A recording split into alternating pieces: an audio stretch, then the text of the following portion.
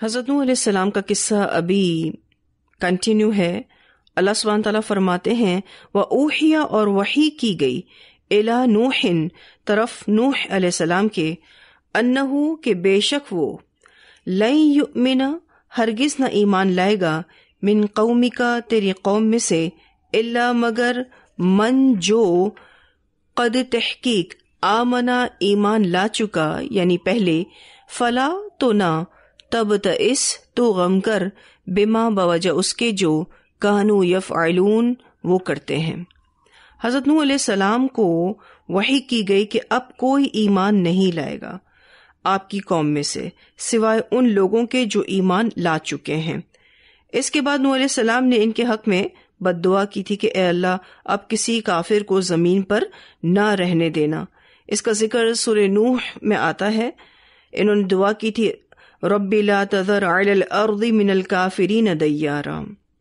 تو اللہ سبحانہ تعالیٰ نے ان کو پہلے سے ہی بتا دیا تھا کہ اب آپ کی قوم میں سے کوئی بھی ایمان نہیں لائے گا۔ آپ کو اب ان کے بارے میں غم نہیں کرنا، آپ ان کے بارے میں غم نہ کھائیں اور ان کی کوئی فکر نہ کریں۔ ایکچولی پیغمبر کا دل بڑا رحیم ہوتا ہے، ان کے اندر اپنی قوم کے لیے بڑی خیرخواہی ہوتی ہے اور لوگوں کے نقصان پر ان کو افسوس ہوتا ہے۔ یہ پیغمبرانہ صفت ہر داعی دین میں ہونی چاہیے کہ لوگوں کی آخرت کی فکر کرے۔ سچا داعی دین جب لوگوں کو اللہ کی نافرمانی کرتا دیکھتا ہے تو اسے غم، دکھ اور افسوس ہوتا ہے۔ جیسا کہ ہم دیکھتے ہیں کہ انبیاء کو بڑا ہی افسوس ہوتا تھا جب ان کی قوم سن کر نہیں دیتی تھی، مان کر نہیں دیتی تھی، پھر اللہ تعالیٰ کی طرف سے ان کے لیے عذاب کی وعید آ جاتی تھی۔ وَاصْنَعِ الْفُلْكَ اور بنا لے ایک کشتی۔ اب حضرت نوح علیہ السلام کو اللہ سبحانہ تعالیٰ نے کشتی بنانے کا حکم دیا۔ جب عذاب کا آنا یقینی ہو گیا تو اللہ نے کہا کہ اے نوح اب آپ ایک کشتی بناؤ۔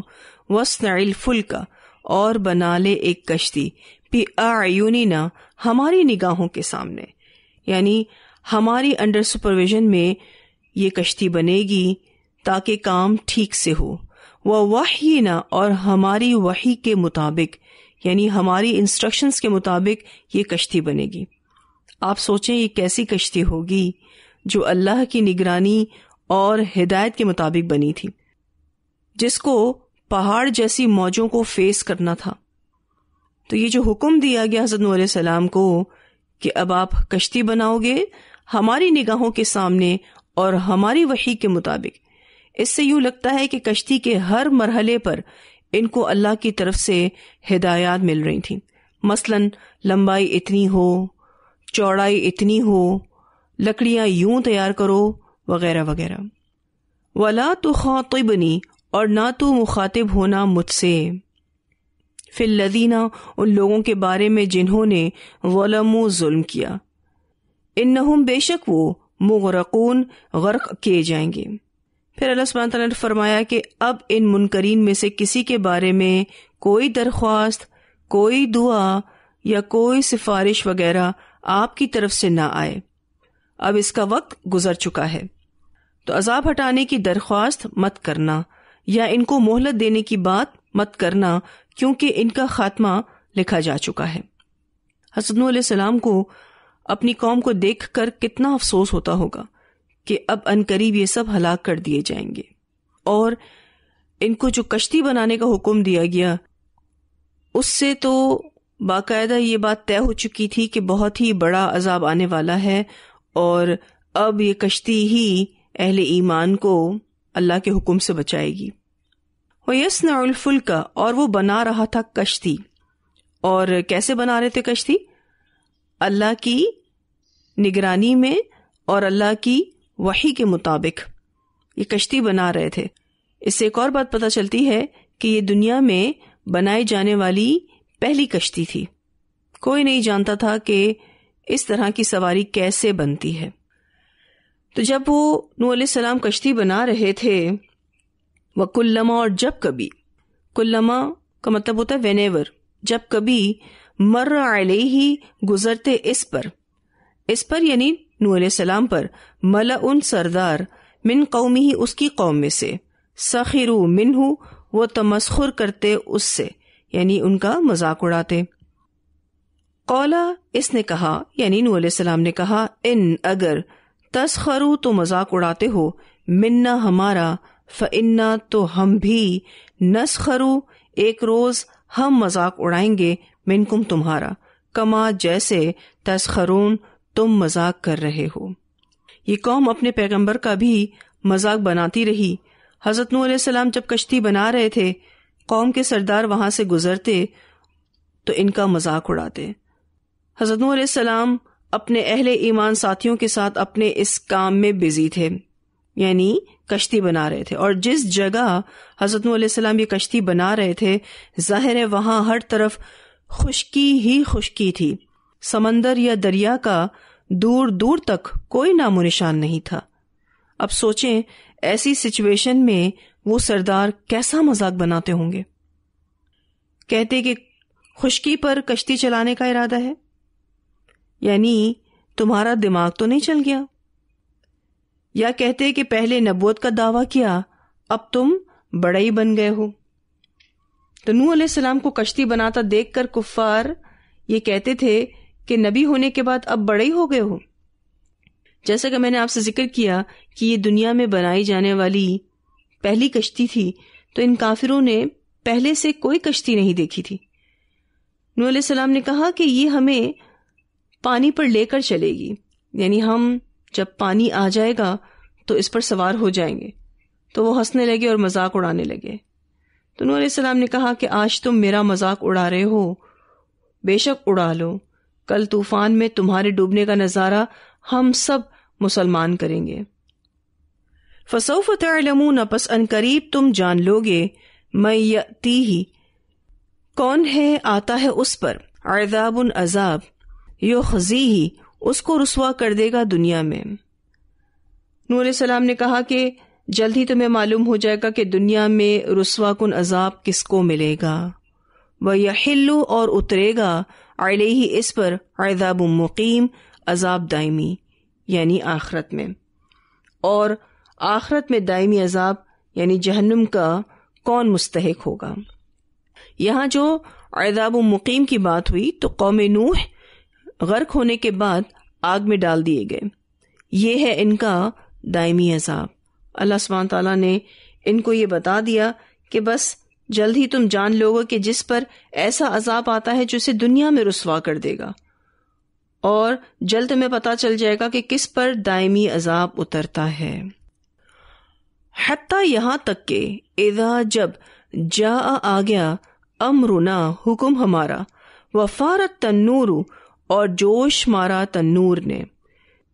تنور کہتے ہیں زمین کا اوپری حصہ، اب اس سے پانی پھوٹنے لگا۔ ایکچولی یہ عذاب شروع ہونے کی علامت تھی کہ جوش سے تنور ابل پڑے گا۔ حتی اذا جاء امرنا وفارت تنور، ابن عباس فرماتے ہیں کہ تنور سے مراد سطح زمین ہے، یعنی سطح زمین سے چشمے ابل پڑے، یہ زمین چشموں میں بدل گئی۔ قلنا، کہا ہم نے، احمل، سوار کر، فیہا، اس کشتی میں، من کلن، ہر چیز سے، زوجین اثنین، جوڑے دو، نر اور مادہ۔ اللہ سبحانہ تعالیٰ نے حضرت نوح علیہ السلام کو حکم دیا کہ ہر چیز سے 2 جوڑے اس کشتی میں سوار کر لو، کیونکہ جب قوم نوح کی ہلاکت کا وقت آ گیا اور پانی پوری شدت کے ساتھ ابلنے لگا تو اللہ سبحانہ تعالیٰ نے نوح علیہ السلام کو حکم دیا کہ زمین پر پائے جانے والے تمام جانوروں اور پرندوں کے جوڑے کشتی میں رکھ لیں، وَأَهْلَكَ، اور اپنے اہل و عیال کو بھی، یعنی اس کشتی میں اپنے گھر والوں اور رشتہ داروں کو بھی سوار کر لو، اللہ، سوائے، من، اس کے جو، سبقہ، گزر چکی، علیہ، اس پر، القول، بات، سوائے اس کے کہ جس پر پہلے بات ہو چکی ہے، یعنی غیر صالح کافر لوگ اس کشتی میں سوار نہیں ہوں گے۔ حضرت نوح علیہ السلام پر ایمان نہ لانے والوں میں ان کا بیٹا یام بھی تھا، جو آپ علیہ السلام سے الگ ہو گیا تھا، اور اس طرح آپ کی بیوی بھی بے عمل تھی. دونوں تھے مسلمان، کیونکہ نبی کی فیملی میں کوئی بھی نان مسلم نہیں ہوتا. دونوں ہی مسلمان تھے، لیکن ان کا عمل غیر صالح تھا، منافقت پر مبنی تھا. تو یہ استثنائی حکم حضرت نوح علیہ السلام کی بیوی اور بیٹے کے بارے میں تھا. اس کے علاوہ آپ علیہ السلام کے 3 بیٹے حام، سام اور یافث ایمان لا چکے تھے، اور آپ علیہ السلام کے ساتھ کشتی میں سوار بھی تھے. حضرت نوح علیہ السلام کے بیٹے سام اور ان کی اولاد بعد میں اسی علاقے میں ہی آباد ہوئی تھی، اور قوم عاد، قوم سمود اور حضرت ابراہیم سب انہی کی نسل سے تھے. حام اور یافث دوسرے علاقوں میں جا کر آباد ہوئے اور اپنے اپنے علاقوں میں ان کی نسل چلی. خیر، حضرت نوح علیہ السلام کو کہا گیا کہ آپ اپنے فیملی ممبرز کو بھی کشتی میں سوار کریں، لیکن صرف اور صرف اہل ایمان فیملی ممبرز ہی کشتی میں سوار ہوں گے. الا من سبق علیہ القول، وہ فیملی ممبرز اس کشتی میں نہیں بیٹھیں گے جو آپ کے ساتھ ایمان نہیں لائے یا آپ کی تعلیمات کے مطابق عمل نہیں کیے. ومن آمنا، اور جو لوگ ایمان لائے اور جو دیگر اہل ایمان ہیں وہ بھی آپ کے ساتھ اس کشتی میں سوار ہوں گے. وما آمنا، اور نہ ایمان لائے معہ، اس کے ساتھ الا مگر قلیل، بہت تھوڑے. حضرت نوح علیہ السلام پر بہت تھوڑے ہی لوگ ایمان لائے. کہا جاتا ہے کہ 80 لوگ حضرت نوح علیہ السلام پر ایمان لائے، اور وہ بھی معاشرے کے عام اور غریب لوگ. یہ کوشش تھی 950 سال کی. تو یہاں پر جو قلیل کا لفظ آیا ہے، بتانا یہ مقصد ہے کہ نہ ہونے کے برابر لوگ ان پر ایمان لائے. کتنا مشکل وقت ہوگا حضرت نوح علیہ السلام پر. اتنا ٹائم انہوں نے اللہ تعالیٰ کے دین کا کام کیا، لیکن رزلٹس ویسے نہیں آئے جیسے کہ آنے چاہیے تھے. لیکن اللہ سبحانہ تعالیٰ بندے کی کوشش دیکھ رہا ہے، تو حضرت نوح علیہ السلام کو ان کی کوششوں کا بھرپور اجر اللہ سبحانہ تعالیٰ دیں گے. اپنی زندگی کا اتنا بڑا حصہ اللہ کے دین کو سرو کرنے میں لگا دیا، اور اس کے بعد رزلٹ یہ نکلا کہ صرف اور صرف 80 لوگ ایمان لائے. اور یہاں پر اس بات کا ذکر بھی کیا جا رہا ہے وَمَا آمَنَ مَعَهُ إِلَّا قَلِيلٌ. تو ان کو جو اولو العزم پیغمبروں میں شامل کیا جاتا نا، اس کی وجہ بھی یہی تھی کہ اتنا لانگ ٹائم انہوں نے دیا دین کو سرو کرنے کے لیے، لیکن رزلٹ یہ نکلا. اور ایک اور تکلیف دہ چیز کہ بیٹا اور بیوی بھی ان کی تعلیمات پر نہیں تھے. ان کی بھی محبتیں، ان کی بھی دوستیاں کافروں کے ساتھ تھیں، ان کے اعمال بھی کافروں جیسے تھے. وَقَالَ ارْكَبُوا، اور اس نوح علیہ السلام نے کہا سوار ہو جاؤ، فیہا، اس کشتی میں، بسم اللہ، اللہ کے نام کے ساتھ، مجریہا، اس کا چلنا، ومرساہا، اور اس کا ٹھہرنا. اللہ کا نام لو اور اس کشتی میں سوار ہو جاؤ، کچھ فکر نہ کرو، اس کشتی کے ڈوبنے کا کوئی اندیشہ نہیں ہے. یعنی اتنے بڑے طوفان میں یہ کشتی محفوظ رہے گی. انا، بے شک، ربی، میرا رب، لغفور الرحیم، البتہ غفور الرحیم ہے. اچھا، یہاں سے جو آیت کا حصہ ہے بسم اللہ مجریہا و مرساہا ان ربی لغفور الرحیم، یہ کشتی میں بیٹھنے کی دعا ہے.